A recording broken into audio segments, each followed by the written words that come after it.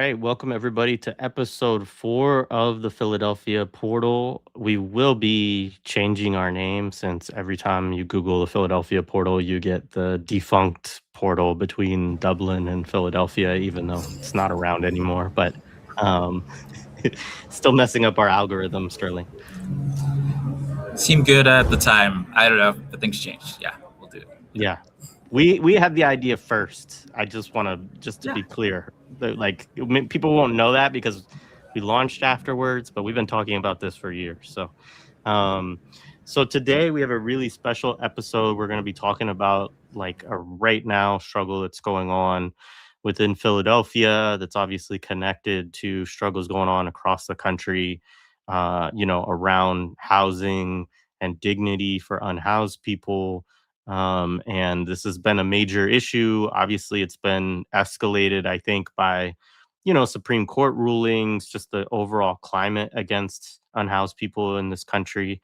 But we're in a situation where it's kind of I don't know. I mean, one of the things we'll talk about is like how much are we in kind of something that's qualitatively different in terms of struggling around homelessness issues. But we're going to talk particularly in Philly about what this is like right now under the Parker administration and how Camp Chloe is kind of this current struggle that's going on right now that's trying to sort of shift some of the norms that I think have been going on for the last couple of years here in Philadelphia around, struggling around issues of housing and dignity. And I think obviously we'll zoom out a little bit because this is an area, Sterling, I know that you have a lot of expertise, our guests have expertise in.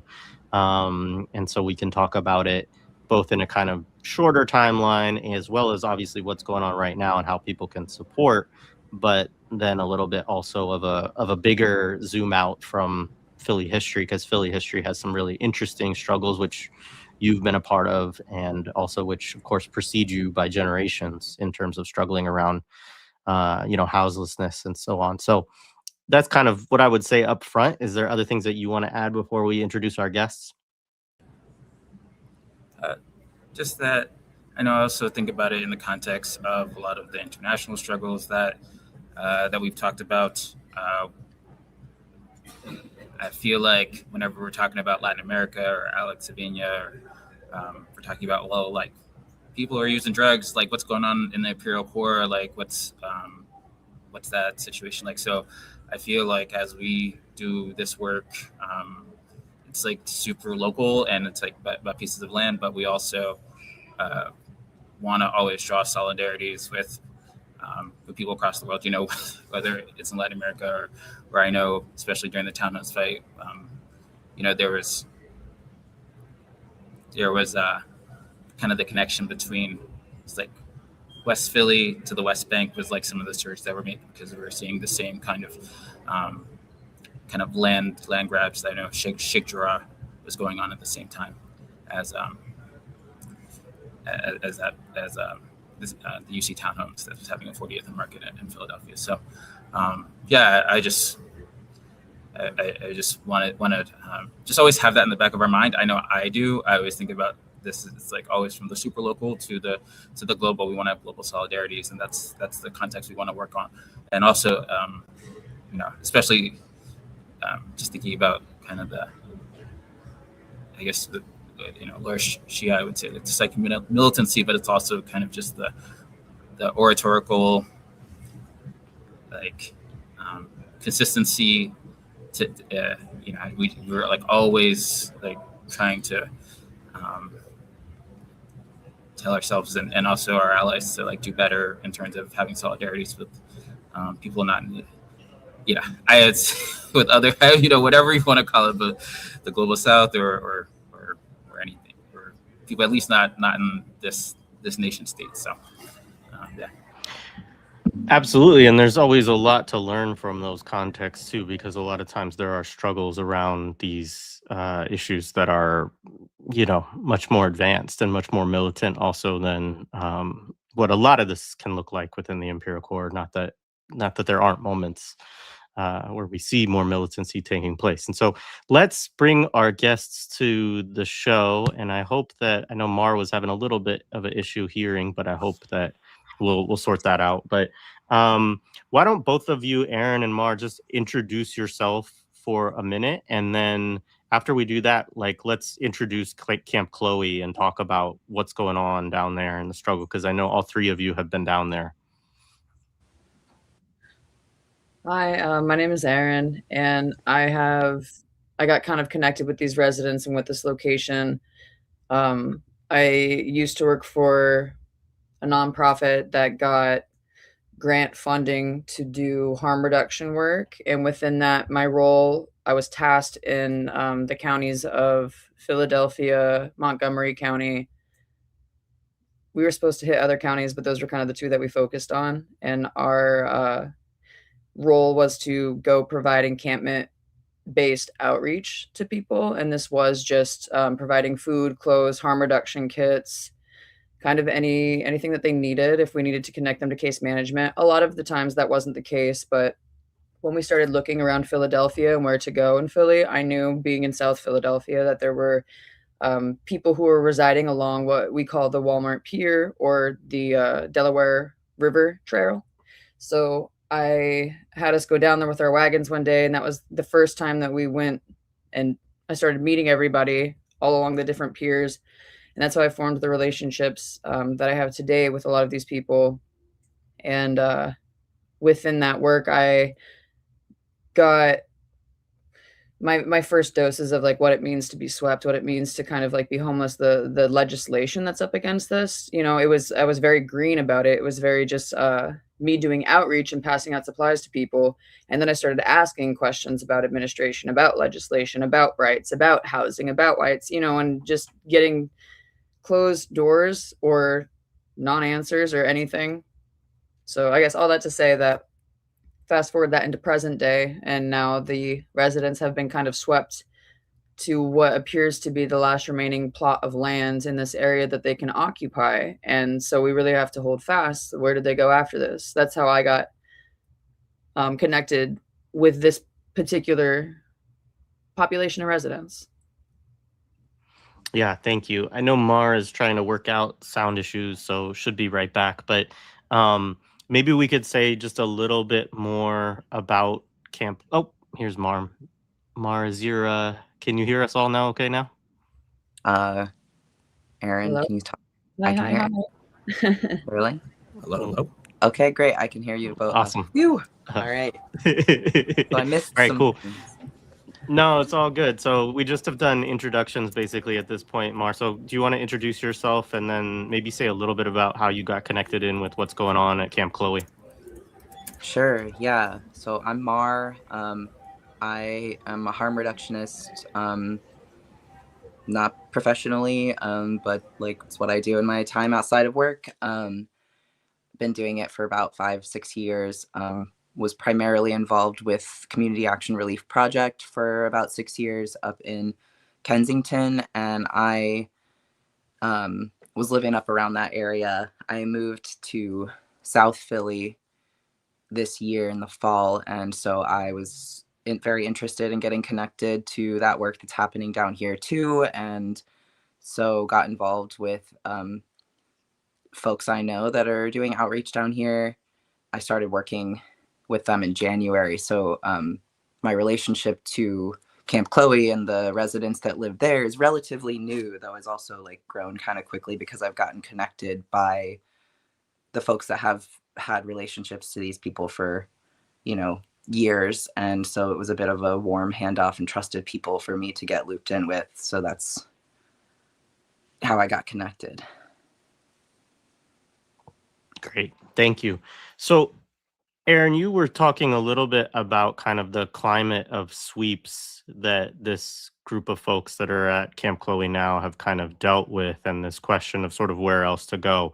Maybe talk about that a little, and this is I'll start with you, Aaron, but either one of you can kind of jump in to talk a little bit about how that has maybe changed over the last few years, or is it just standard? I mean, help people contextualize kind of the dealing with sweeps? How is it under the Parker administration? Is this different than previous administrations? And maybe Sterling also, you might know a little bit about that as well.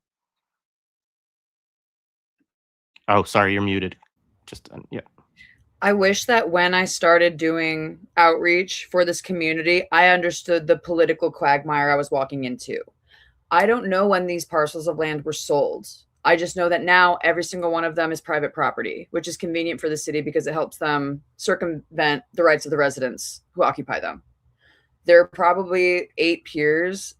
And when I started doing outreach in this area, the piers that were occupied were the ones like closest to Walmart and up kind of along that shopping plaza. Essentially nothing past like the fence line where what we call like Chicken Pier if you're in Philly. That beyond was never occupied. So you started to see sweeps and notices. You just get a notice put up. And also what was kind of frustrating, I think, for residents especially was sometimes they wouldn't honor the sweep. Sometimes they would come in days before. Sometimes they wouldn't come in, period. And whenever they would sweep, they would just move them from pier to pier to pier, back to back, So I see that there are piers closest to Walmart. They have been very heavily secured for much longer than other piers that have been able to kind of be swept again and again. Meaning that, like, yes, you sweep them off, but then 2 weeks later, everybody comes back and starts to habitate there again, and they don't get swept again for maybe another 8 months, a year until the next major sweep comes through. But the ones that have been, again, very heavily protected are the ones closest to Walmart. And so you have to think about optics. You have to think about the shopping plaza. You have to think about why they might want to target those areas more specifically. I've also seen Walmart, I don't even know if it's Walmart or the city or whomever, but like enhance beautification efforts, like erecting a white fence that kind of closes, like, what am I trying to say? Stops people from being able to see over into there. They did have one trash can that was outside of one of the piers that was closest to Walmart. I feel like they removed it while they do the sweeps. As more piers got secured more heavily and more persistently, you're pushing people into one area and you know it. There were some residents who found another camp that was behind the other businesses, Comcast, in the area. And when that camp started to flourish, again, they came in aggressively. And I was told by residents that this was like the input of Comcast, Walmart, and Xfinity and the union. It's the steelworkers union in that area, and that they had all sat down behind closed doors and were like, how are we going to get these people out of here?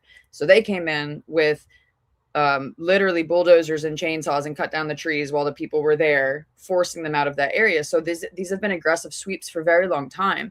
This area has been underserved, because when I'm asking the folks, the residents on the piers, like, who's your caseworker? They don't know.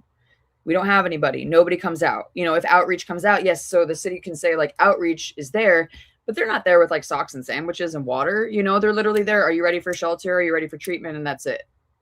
So they don't want that. That's never been what has been wanted around here. So they continue to move so they can honor their own dignity, their own autonomy, their own life choices. Now it's gotten to the point where this past October, the city came in and swept aggressively. And I remember when I got the call that like they're coming in to kick us out, like my heart stopped, because I was like, this is it. Like, this is what I've been afraid of for years. And where are they going to go? But it's also, the me trying to fill in the blanks for autonomous people who are very crafty and very good at living outside and very good at what they do. So they already had another place, and then we just have to follow them and continue doing outreach efforts where they go. So I think that was like a lot of context and a lot of different areas around kind of what I've seen as far as sweeps. It's been back and forth, but as they've aggressively fenced off everything and continued with, when I say maybe not violent policing, but like violent policing of the land, essentially. They have like one place that's left now where everybody is centrally located. And if they want to remove everybody from there, the city knows that there's no other pier that they can go back to. They have chain linked all of those fences. They have, put up these perimeter, like, and secured it, and they continue to watch it. So in a lot of ways, the city wants to feign ignorance, but they know exactly what's going on, and they've had a hand in it for a very long time. So to circle back to what I said at the very beginning, I wish I understood the political quagmire I was walking into when I started doing outreach, because things I would have addressed how I handled things differently, with perhaps more urgency. No, appreciate that. Yeah, Mar, do you want to jump in here? And then I think Sterling has some thoughts too. You're muted, by the way.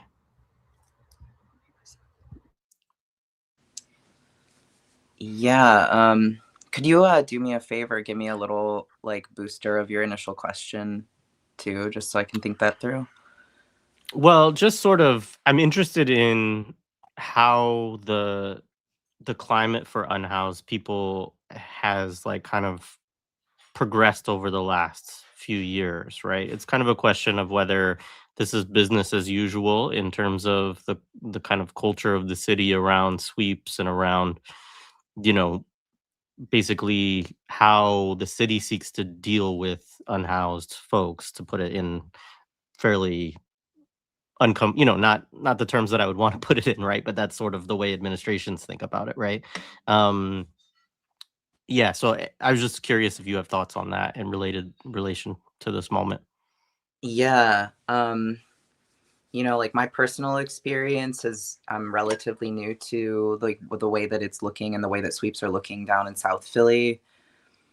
And my sense, my feeling and my experience is that the sweeps are looking a little different up in where I was in Kensington, where often a lot of conversations around this stuff and around harm reduction and things in Philly are talking about what it's looking like in Kensington.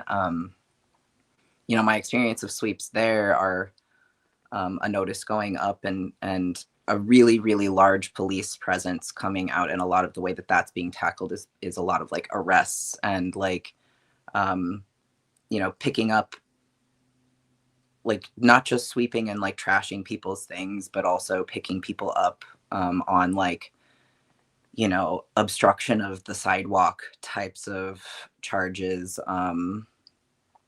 minor possession charges, and any excuse to kind of round people up in mass and jail them as a way to remove them.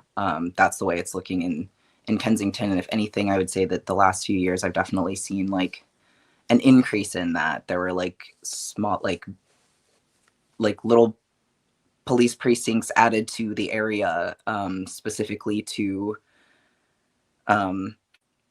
continue to harass those communities. We saw, I can't recall exactly when it was, but there was, a major, they just in the last couple of years hired a whole bunch of brand new cops, sent them straight to Kensington. I think that was shortly after Parker took office. I'm certainly seeing on the city level an increase in sort of targeting harm reduction organizations that have often been defending these communities. We've seen a lot of city council members making an organized effort to paint harm reductionists as enablers and, actively they've, trying to, oh, sorry, my cat is biting me.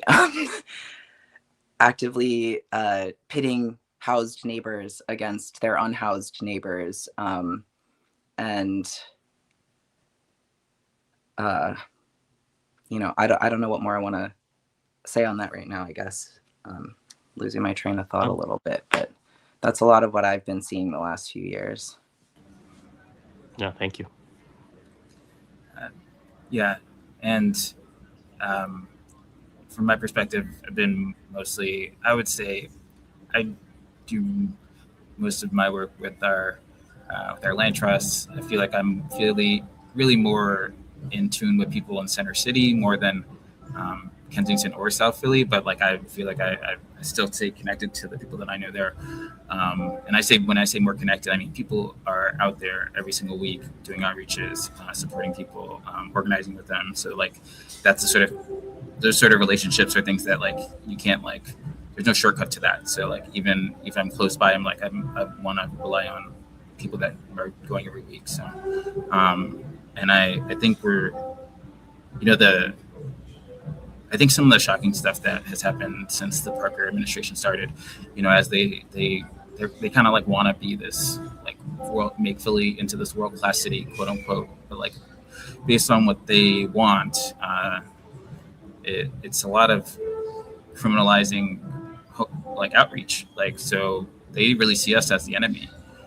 They're finding ways to like make it harder for us. There are people that are going out at night nowadays. There's different laws that have been passed. There's harassment.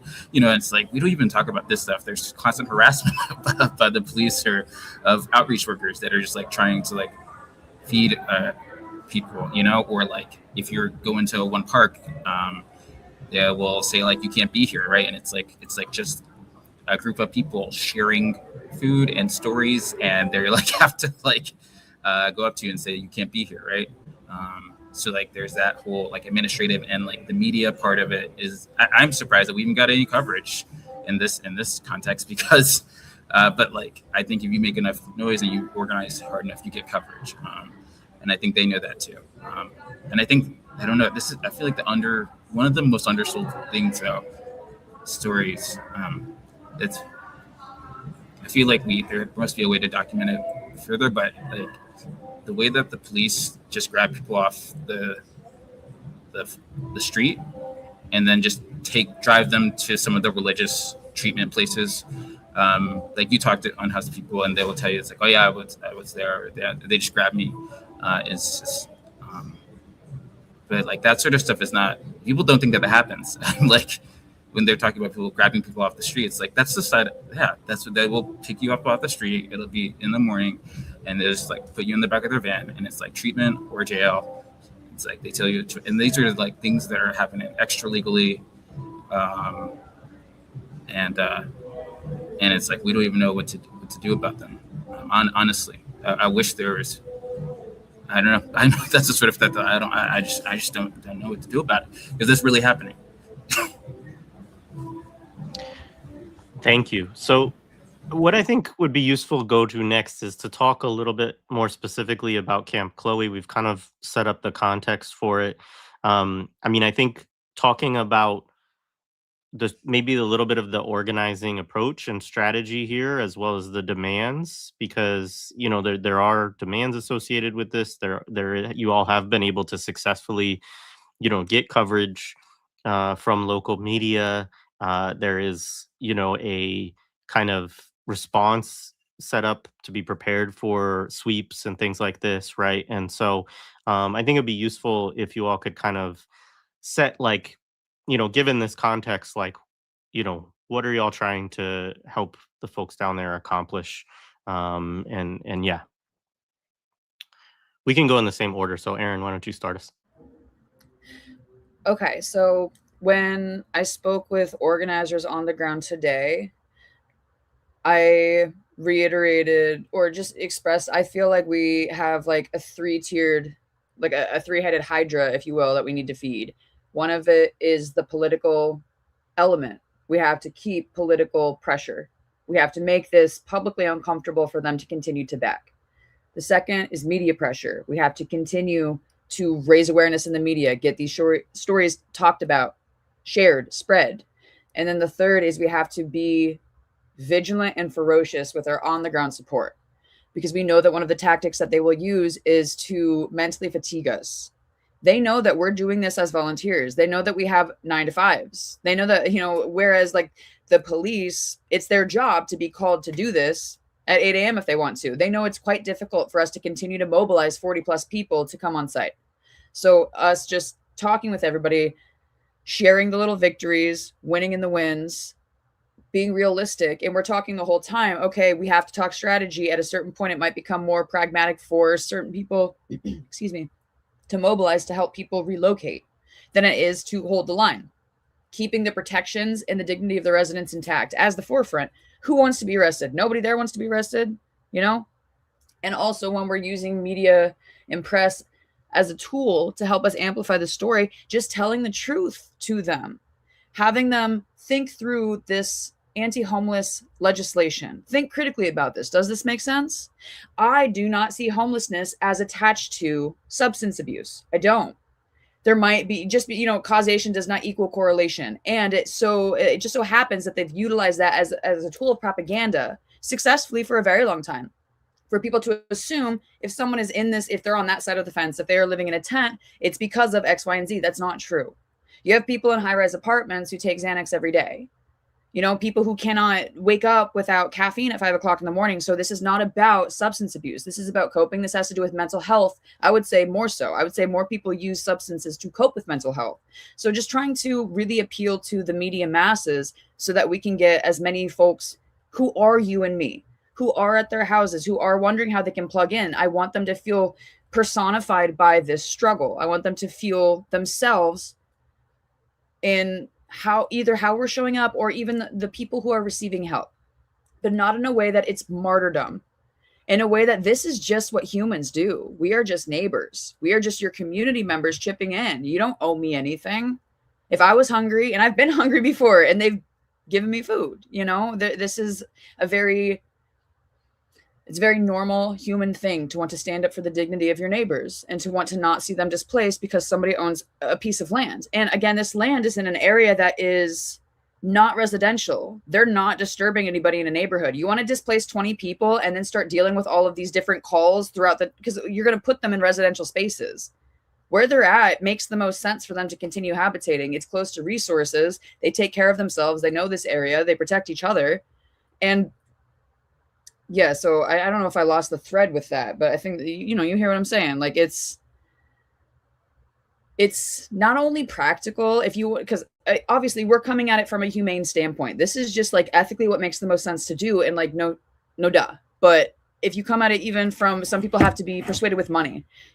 Cost wise, it's so much cheaper. Just let them live here.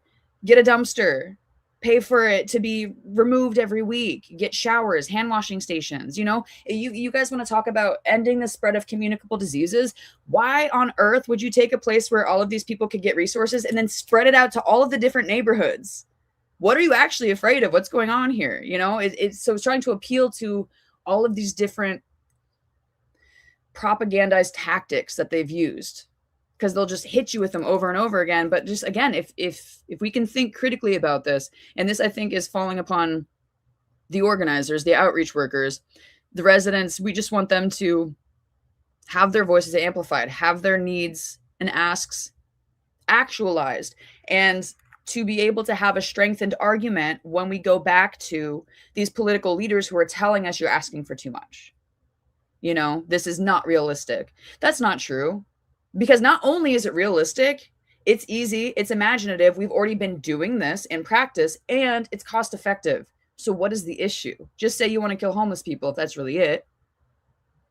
With that, I will yield. I feel like, Mara, if you want to talk about demands or whatever else. Yeah, sure. I really like what you had to share, because I think something like, for me personally, a big piece of this work that's important to me is that a lot of people have like a lot of people, even well-meaning people, even some like leftists I interact with, have this like boogeyman sort of mentality around like homelessness or drug use, and like literally struggle to just like interact with these individuals as people because of how common it is to like think that it's so separate from who you are. And like a big deal to me is just like sharing what the practical like material realities are for people that are living on the street or that are using drugs, and like kind of correcting people anywhere and everywhere that I can. And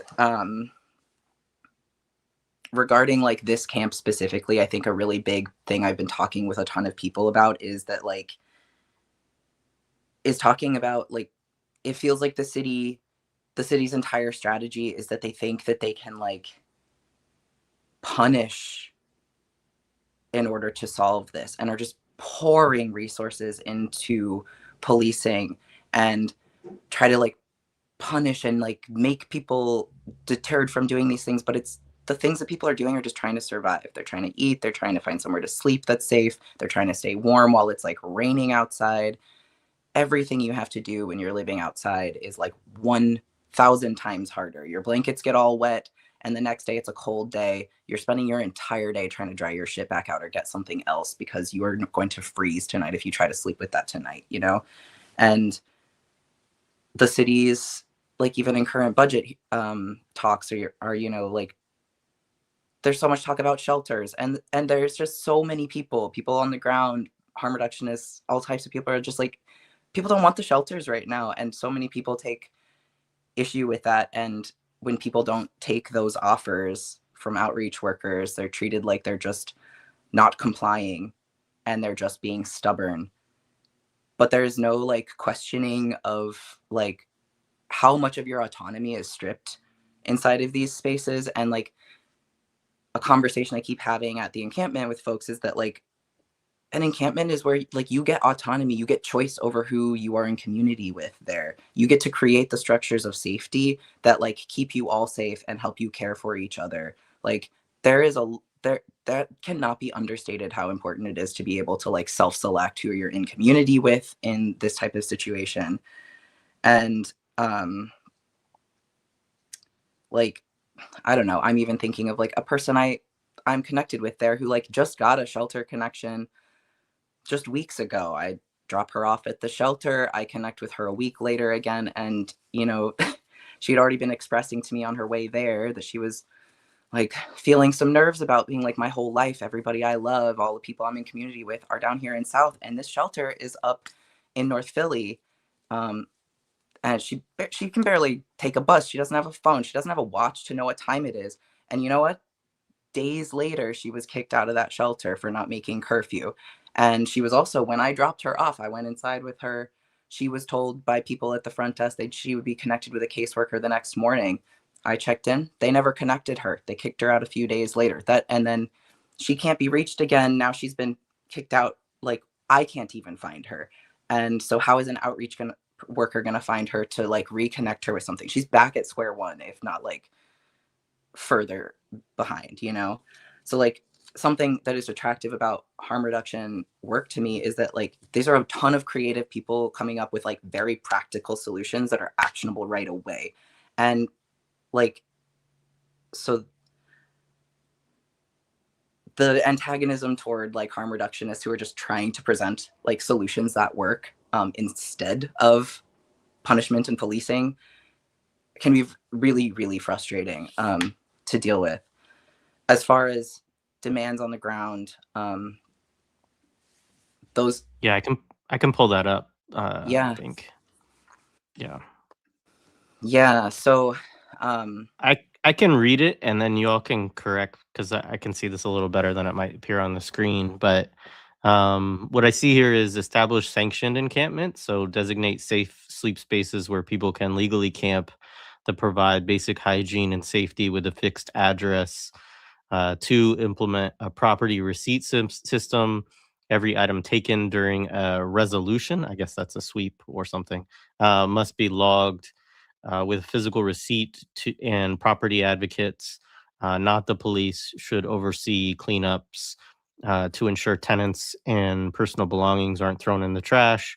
3, housing first over shelter first. Utilize the $2 billion housing plan to prioritize permanent supportive housing over short-term solutions. And 4, create an oversight board. Create a paid oversight board of currently formerly unhoused individuals to review resolution plans before they happen to make sure they are humane. And then there, you know, the main thing at the bottom here is to support Camp Chloe by donating to Foods Not Bomb South Philly and calling the mayor. And I'll just add also there's a Venmo that we put in the show description also that can be used to support. So I'll just say that and then y'all can jump in with more if you want, or to speak about any of the specific ones and kind of the thinking around them too. Yeah. Do y'all mind if I speak a little bit about that? Go for it, yeah. Would you be willing to pull back up those so I can just like look at the demands? Yep. Have them have something to reference. Yep. Just give me 1 second. Sure. Yeah. And so like I like said earlier, you know, people that I'm working with, and these demands specifically are directly from residents of Camp Chloe, that we collaborated on it with them, and these are like things they specifically want. This first point is speaking to like what Aaron already laid out about how like folks are just moved from place to place to place to place. A big problem that people face a lot of the time is like consistently being able to be reached by like an outreach worker or caseworker or someone that they've been connected with. Like say they've already started the process of seeking housing. The continuation of that process like is that they have to be able to be found again.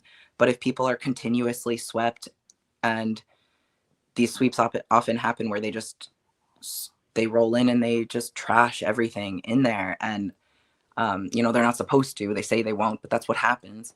And people lose important documents. Like they might have lost the documents that their caseworker had given them to continue this process. They could have lost their phone in this sweep. They've lost everything, and now they're also redirecting all of their energy to like regrouping, finding somewhere else to go, and like getting the things they need to sleep that night. And so the first demand has to do with just we don't want your shelter, and if you won't work with us there, we want an established space we can continuously sleep. So it's a fixed address, so we can receive mail there, and people can keep the outreach workers, our case workers can find us reliably. That is a really like a way to allow people to continue to live in the communities that they have self-selected, like I said. And then the property receipt system, that demand, like I said, there's, the city is supposed to, there are some things they're supposed to do and that they sometimes do to like store people's things. But, people have reported having like a really small box of things was all they could take, or it was put in a distant warehouse that is like very difficult for them to actually travel to and go like have access to those items. And also people just, have had their things swept, and then the excuse later was that people didn't see anything important, so this is an ask that is designed to try to slow down that sweep process. It's so violent and it happens so fast. It's, what you need to take it. People deserve an itemized receipt of everything that is important to them in there. Those things should be stored in a place that is nearby and accessible, and like add some accountability to that horrible process of tossing people's things in the trash. The other ask there is the housing first over shelter first. Like people are in these encampments sometimes because they don't feel safe in a shelter, or the shelters are too prohibitive to like their lives. It doesn't work for their work schedule. A lot of these people have jobs. They can't go with their partners. They don't get to self-select their community, like I said. And people don't want to go from there to a shelter and then continue this process. They want to stay where they're at in the community, where they feel safe, where they are like getting some autonomy over how they arrange their lives and their day-to-day lives. So this is an ask for like housing directly from the camp. And then the oversight board was something that was actually officially announced, or we formed it at Camp Chloe. The residents of Camp Chloe announced on Monday at the press conference that they have created themselves an oversight board, that they are it, and they would like it to be formally recognized and have their input in these kinds of resolutions. Nothing about us without us. So if y'all want to share any more, I will stop talking. No, thank you. Sterling, anything you want to add on that? Yeah, definitely. There's just stuff that kind of comes out of this thing. That I don't know. I really like this that people are organizing on the ground, and then we're just trying to listen and be responsive to people. Like the property thing is something people they care about. People do not like their stuff stolen, so it's not like it's such like a foundation thing where it's like, well, I don't know if that's a thing. It's like, no, people said, I really care about my stuff that was stolen last week. Get it back, or have them make those people feel accountable. So our focus is that. It's not like an innovative new solution or something, you know. And that's like the problem with all the housing stuff that like gets paid for. It's like it's never going to work because it doesn't like make some foundation guy feel good or something, you know. So that's just the thing. And I don't know. And then we have this like housing action plan from that's coming out from the state, from Josh Shapiro, a housing action plan from Mayor Parker, and it's like no people that were currently homeless were a part of that, or there was no engagement with like people in the shelters, you know. And it, you know, I actually yeah, like I don't know, I tricked my way into like one of the things in Harrisburg, one of the round tables, just to see. It's like, yeah, it's like a lot of the same old kind of big housing providers. It's like, even, you know, I want to give a shout out to people, you know, to the people there, like people at the Philly Tenant Union, like they know who they are. Food Not Bombs, South Philly, like they know who National Union of Homeless, it's just great that like all you gotta say is like, yo, we're doing a thing, and they're like, bet, we're there, you know. It's like, and that's the city of Philadelphia. Like, it's not gonna. I don't know. I'm just really, really glad that we're there. Like, coming together. You know, it's like that's the sort of shit that like lets me know that kind of doesn't matter what they're gonna do. They're gonna do their thing. You know, we might get some of the money, we might get not, but like, I know that's. It's like that thing like on the ground, like people talk about abolition. It was like, well, the actually existing abolitionists, the people that are like finding ways to like live with each other, like at Camp Glow, you know, that's what like it actually is. And there's like no police are gonna do, you know, or yeah, I don't know, just like all that care stuff, like it gets like real, it gets so real, and also it's all the stuff that it's just I try to listen and be in relation with people as much as possible too, and that's where we get to actually practice some of the stuff. I feel like some people just write about.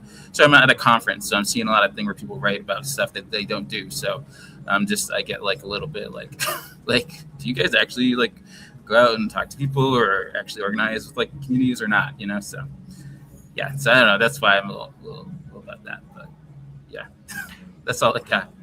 Well, I think maybe I'd ask you this question, Sterling, and then I'd be interested in Aaron and Mar if you have anything you want to bring into this next question. But Sterling, you've been a part of a number of important housing struggles in Philadelphia. Obviously, this one, but also Save the UC Townhomes. Obviously, the Philadelphia Housing Action, and you know the work that you all have done to set up the land trust, which sounds, when I say it that way, like it was like some administrative process where you all sat and developed a land trust. It's like no, actually this was a product of direct action, right, by unhoused people.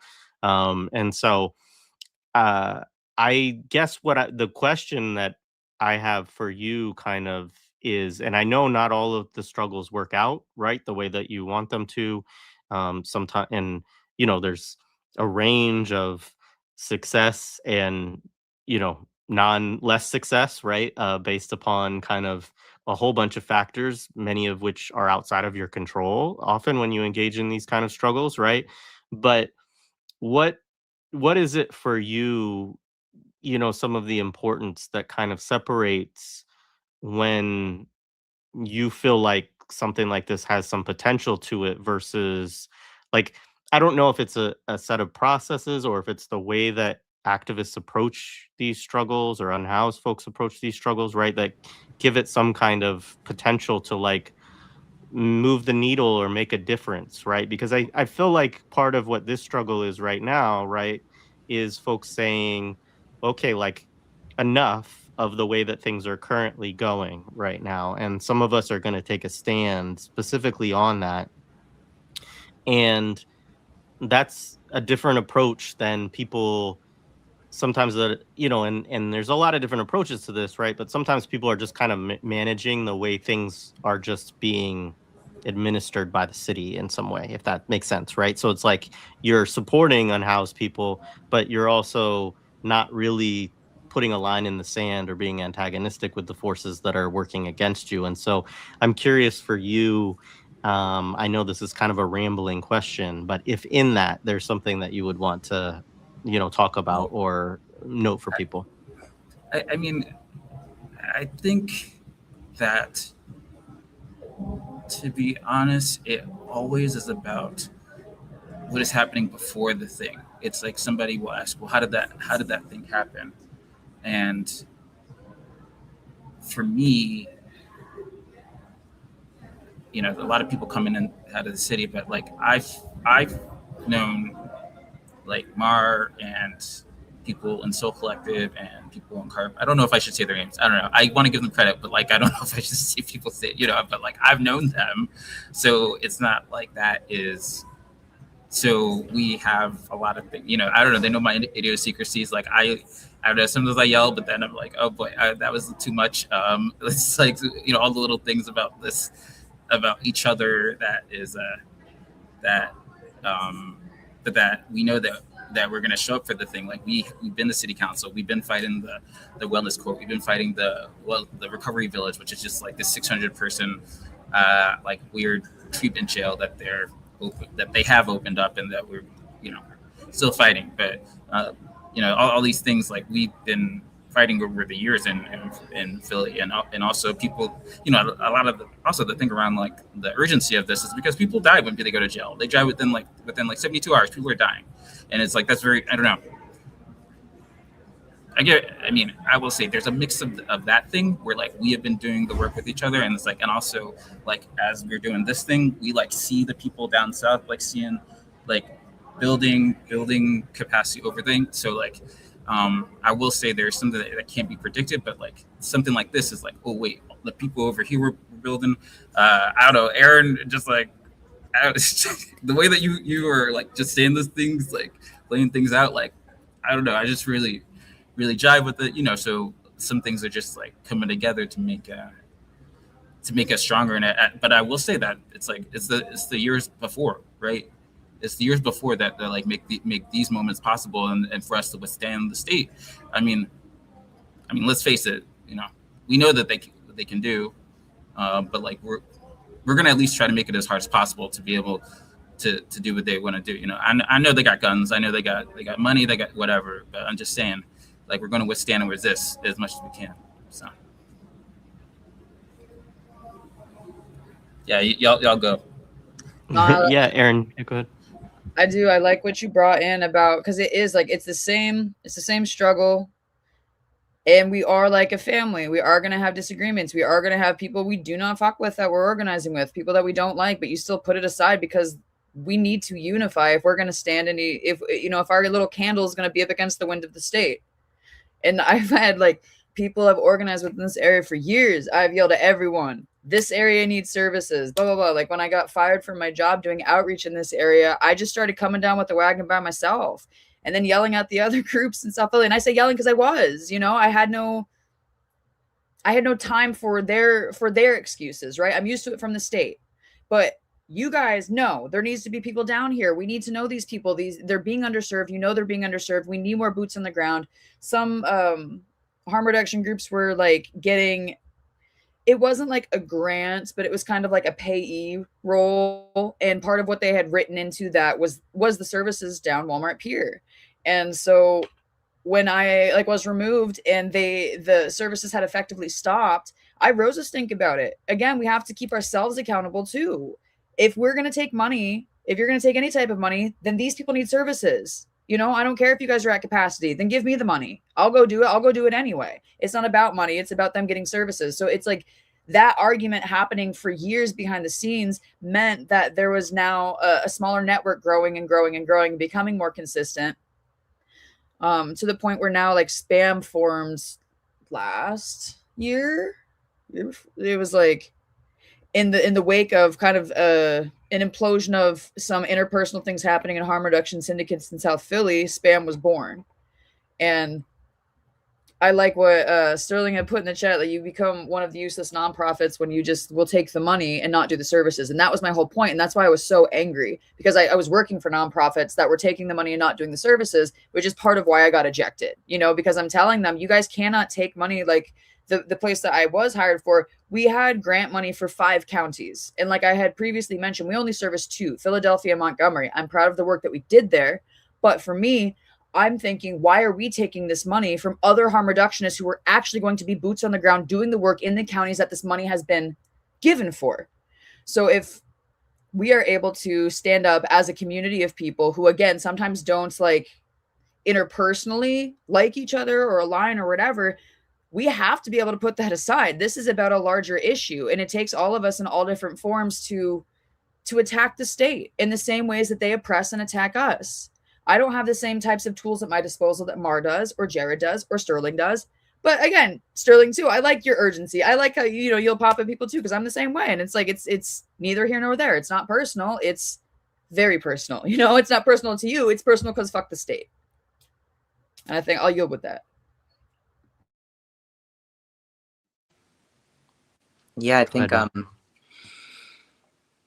I was saying all morning today that like the mobilization that was able to happen today in what a matter of 8 days is possible because, like Sterling said, of everything that came before it. Like definitely outside of moments like this one, the day-to-day work of doing outreach and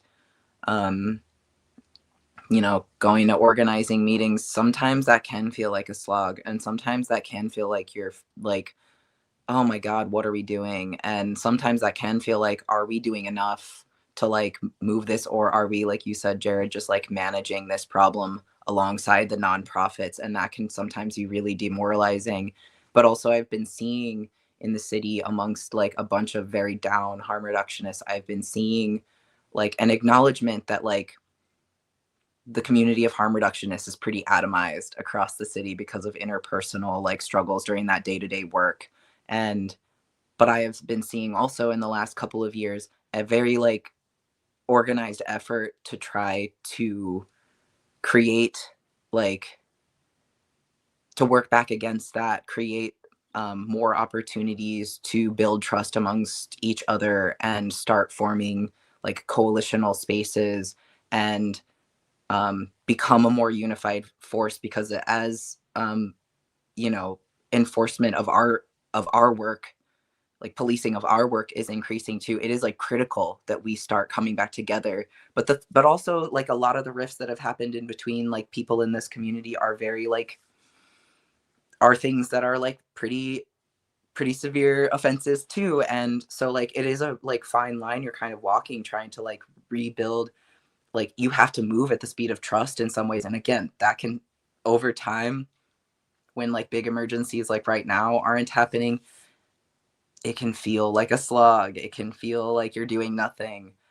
But then an emergency like this happens, and who are we able to call upon? Because we've developed relationships and friendships with these people that are in like a bunch of orgs that I'm not in, but that I'm like totally allied with, because we like have the same values and we have the same approaches for the most part.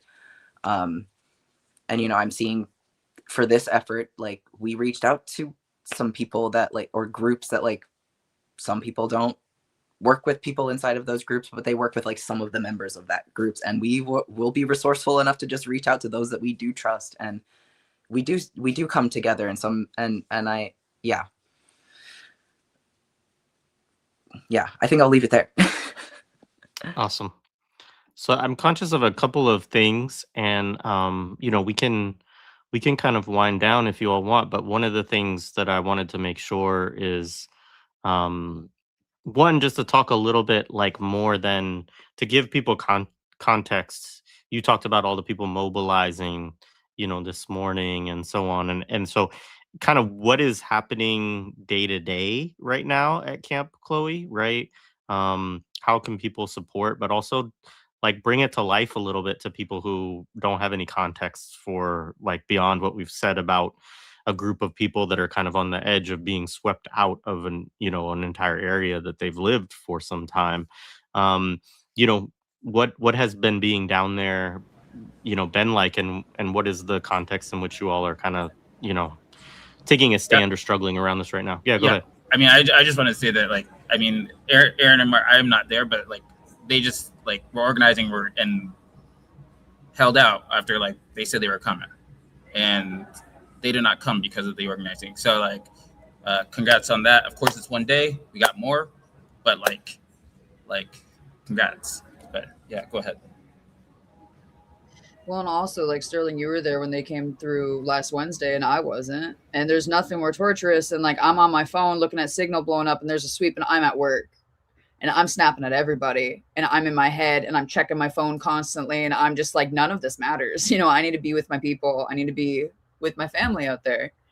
A lot of the way that kind of when we sat down with the organizers this afternoon was just saying, like, hey, thank you very much. I think the first question I asked the groups of people was, are you willing to continue in this fight with us? And when, they said yes, it's like, okay, then let's come and talk, because we need to be realistic. This is going to be a marathon. Again, we talked at the beginning about like the mental fatigue, how they're going to utilize every resource at their disposal in an effort to tire us out. So it's not feeling as appealing to show up and be like a super gung-ho activist for the day. It is grueling. It is a slog, like Bar said too.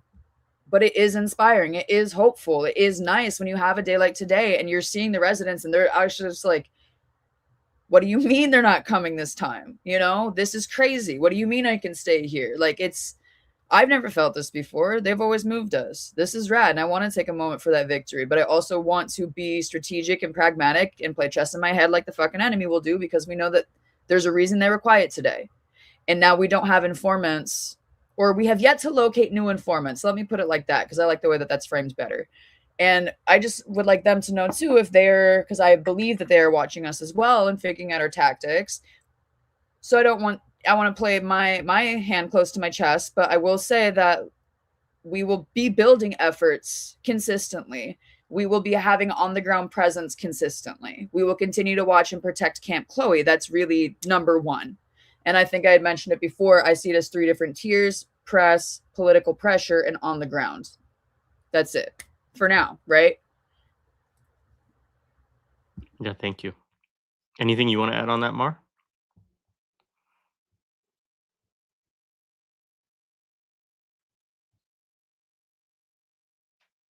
No, not really. I think Aaron covered that really beautifully.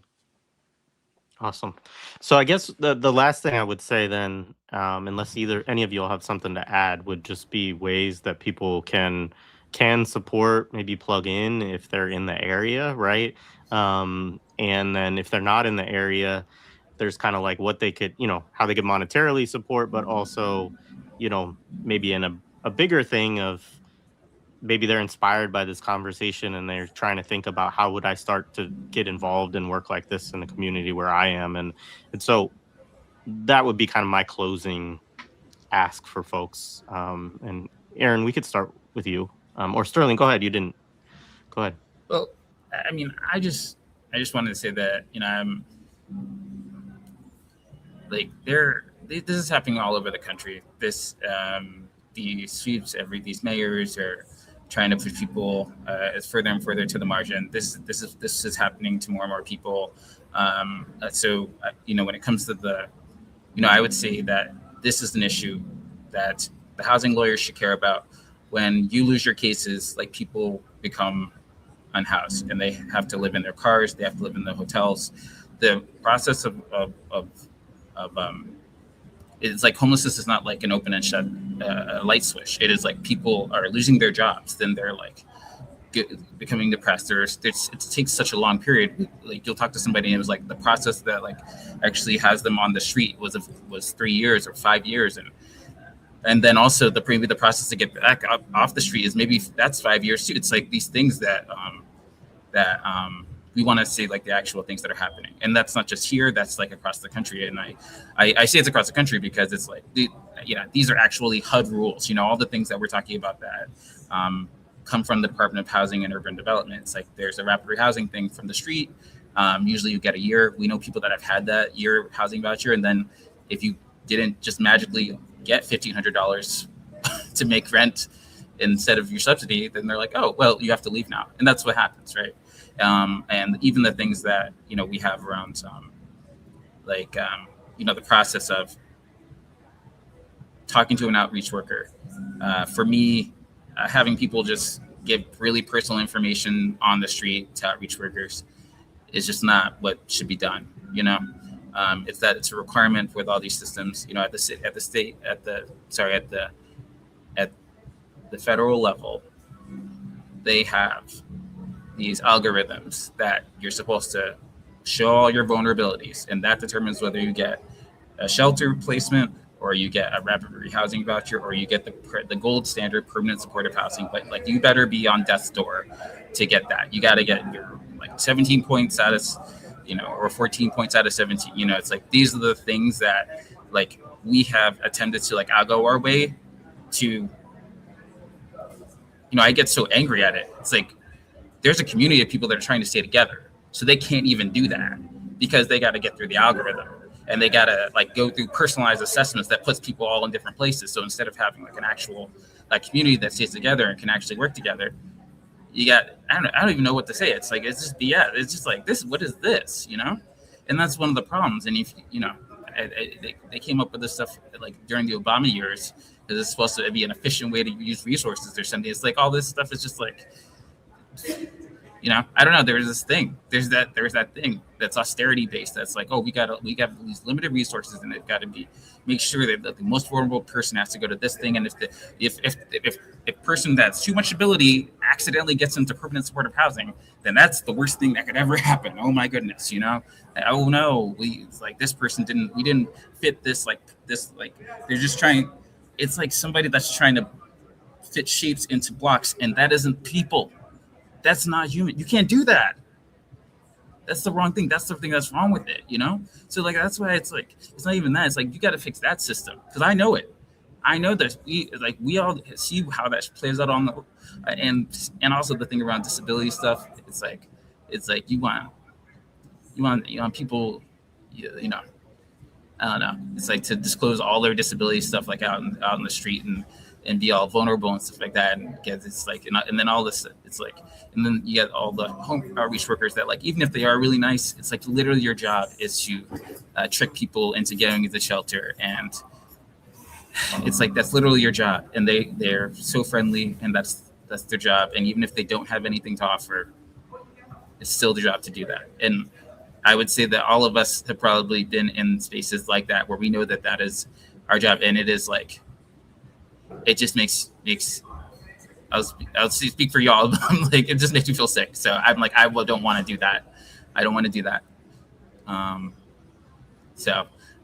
It's wrong with the system. There's a problem with the systems. We got to fix them, or get rid of them, or whatever. I don't know.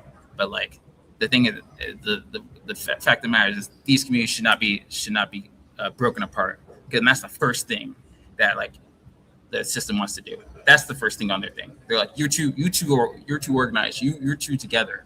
You have all the social support. We need to break that. Thank you, Sterling. And I think, jumping to your point, Jared, about how can people get involved? I want people to feel inspired and see themselves in the work that's being done, in the residents, or any combination of it. And I think I just want to drive home, so much of what outreach does and gets is for free. 100% of the rest of it's community funded. You guys can do this. Anyone who's listening to this, I want you to feel inspired and know you can do this. You can fill in the gaps. You do not have to rely on your government. You don't. You can be your own blessings. You can bring blessings to other people. And the things that you can do that are free is just hold space with somebody. Be in community with somebody. Be ready for some trauma dumping. You're probably the first person they've spoken to who's seen them and treated them like a human being, and who knows how long. And so many of us don't know what that feels like, to be walked by every day, to be discarded, to be looked down upon continually, just for existing in public space. Beyond that, I like what Sterling was talking about too, about this community wants to stay together. Being a part of that solution, being a part of their community, make it harder for them. Because again, today was a spectacle because it was our community. And we are much larger than they thought. You know, they thought they were just going to come in and give us 8 days and we'll roll over again. That's not the case. We're not in the climate for that anymore politically. You know, we're just not in the space to continue to be oppressed. There will be nothing left soon.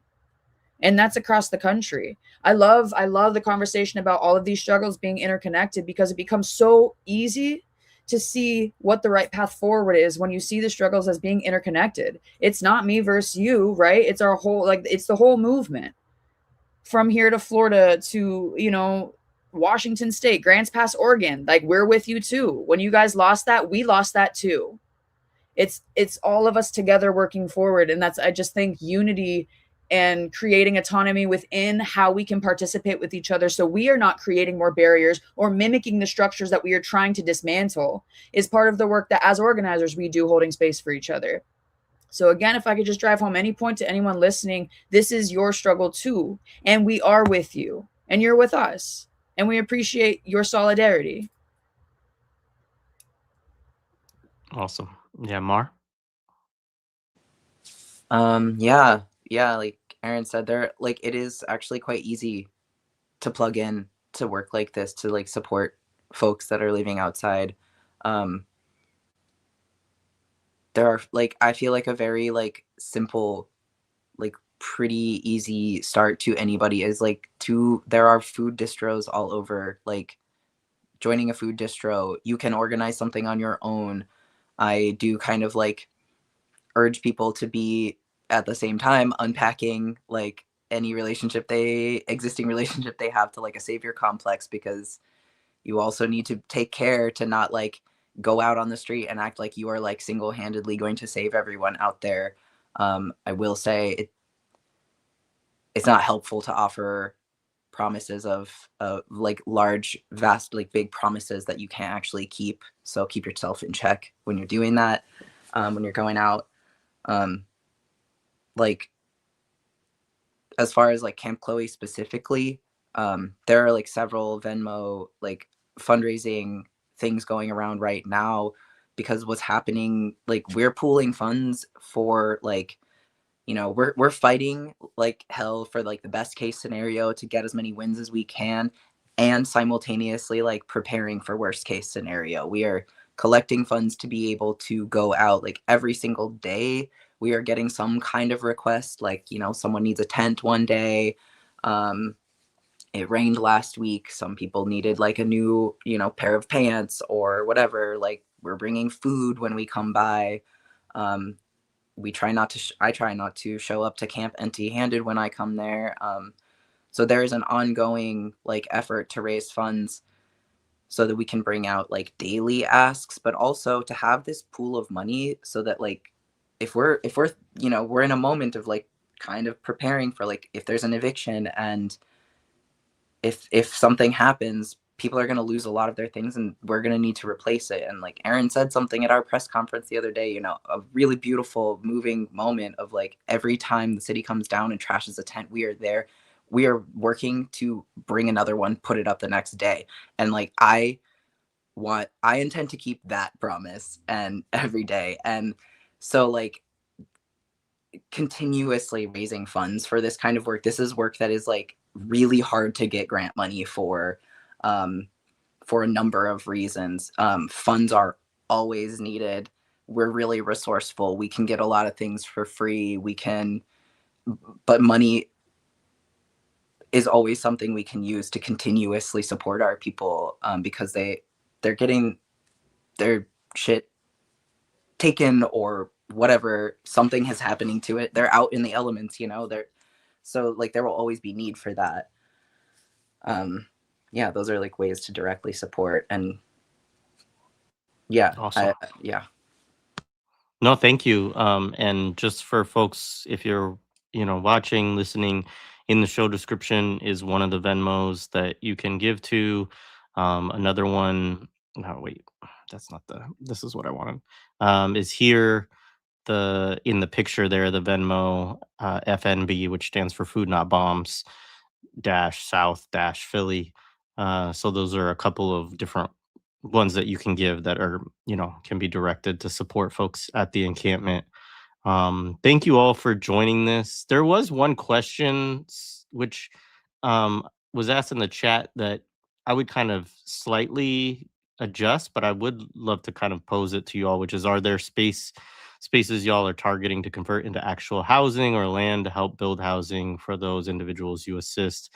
And I mean, I know Sterling, you could talk a little bit about like kind of the approach that you all have taken at Philadelphia Housing Action over the years with regard to this, but or not. Yeah, I mean, of course, the answer is yes. I mean, like, those are things that we're not going to talk about, right? But like, I can tell you in the past that that there have been squatting campaigns, you know, and I guess the fact of the matter is that there is housing available. It's like my neighbor just had an issue with her landlord. The landlord had a foreclosure. They're trying to push her out of that house. Not because someone's moving on into it, just because the bank just wants it empty. Great. So there's empty houses everywhere that should have people in them. And they're just sitting empty, just acting as an asset for some company. Or honestly, it's like I don't know, it's actively blighting a community, and people are like neglecting it, and this is the thing, right? They're happy to let our neighborhoods go down in value, and that gives them an excuse to do all the dirty work. And that's what happened in Kensington. There are people that have been speculating there, holding property. They don't want to fix it up. They want to see it go down as much as possible so that they can sell it at the lowest place, right? They want it to be low so they can sell high. That's what they want to do. That's what these people want to do to our neighborhoods. And it's like, and we know their names and addresses, and we know their homes, and I wish that we could just all get together and like make examples out of them, because that would be there any justice in the world. But like, you can't just do that. You can't just hold on the property in people's neighborhood and like purposely make it blight it, It's like, but that's what's going on. When I say people, it's like, what's up? What's happened? What's going on? It's like, that's what's going on. People are speculating in neighborhoods, like purposely blighting them. And with that, the state took Sterling's feed down. All right. Anyways, I appreciate Sterling. Just for folks, there are a couple of other episodes we've done with Sterling on housing struggles where he's talked about the work of Philadelphia Housing Action, and the really good conversation with him and Wiley talking about also like the role of decommodifying, and moving things out of essentially the private property system. And so, yeah, there's great work done around that. And some of that is context specific, because I know in some cities, real estate speculation is so high but even in those cases, we talk to folks in San Francisco and so on, or LA, like they'll have like these huge high rises, but the high rise is all empty, right? And so it's like different kinds of, speculation that are going on. But yeah, there's plenty of housing in this country for all of the unhoused people in it. But yeah, anyways, Mar, Aaron, thank you so much for joining us today for this conversation. Really appreciate it. Solidarity to you and all the people down at Camp Chloe. And I guess the last thing I would say too is, folks, make sure that you're following the Instagram account, which I also did put in the show description. But it is just this one. Well, let's see. It's Friends of Camp Chloe is the Instagram that has been posting kind of the most updates. So make sure you check out Friends of Camp Chloe on IG, and you can follow this. And, if you're in Philly, you can show up, or look at ways that you might be able to come out. So anyways, appreciate you both. Thank you. Thank you. I appreciate you having me on. And again, if anybody follows the Friends of Camp Chloe IG, hit us up. We can give you the address for the mailbox we put down there so that you guys can write love letters to the residents. Awesome. That's great. Yeah, thank you.